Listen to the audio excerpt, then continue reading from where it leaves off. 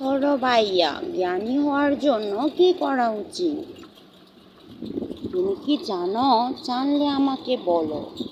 জ্ঞানী হতে কি করা উচিত? হ বোন, আমি তো জানতাম, এখন তো আমার মনে পড়তেছে না জ্ঞানী হওয়ার জন্য জানি কি করা উচিত। দাঁড়াও, আমি একটু ভাইবা নিই।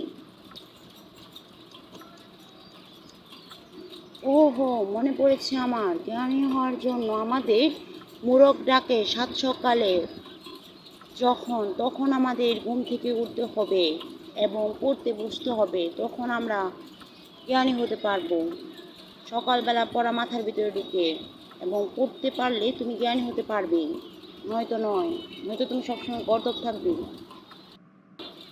থ্যাংক ইউ ভাইয়া, আমাকে এত সুন্দর করে বোঝানোর জন্য। শুধু আমাকে গর্দভ না বললেই চলতো তোমার। ঠিক আছে, তাও তো তুমি আমাকে বুঝাইয়া দিছো। ধন্যবাদ ভাইয়া।